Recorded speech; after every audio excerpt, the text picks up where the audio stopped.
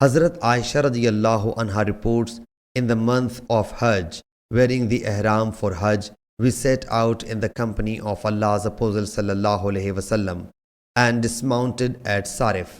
The Prophet sallallahu alaihi wasallam said to his companions, "Whosoever does not have a sacrificial animal may convert it to Umrah, if he pleases, and whoso has a sacrificial animal must not do so." The Prophet ﷺ and his affluent companions had the sacrificial animals along with them, so they did not convert that into Umrah. The Prophet came to me while I was weeping. He said, "Why are you weeping?" I submitted, "I have heard you have told your companions something due to which I have been prevented from performing the Umrah." He ﷺ said, "What is the matter?"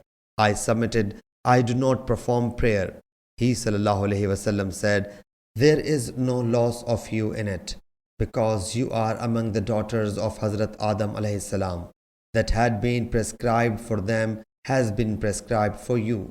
You should perform Hajj, and it is very likely that Allah Jalla Jalaluhu will bless you with that too." I carried on until when we departed from Mina and dismounted at Muhassab. He ﷺ sent for Hazrat Abdul Rahman and said, "Take your sister to Haram.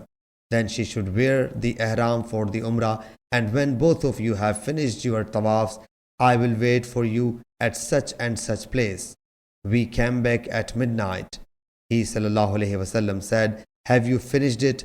I said, "Yes." He ﷺ announced the departure among his companions. So the people set out, and those people also departed who performed the tawaf of Allah's house before the morning prayer. Then they departed for Medina Munawwara. Sahih Bukhari, Hadith number 1788.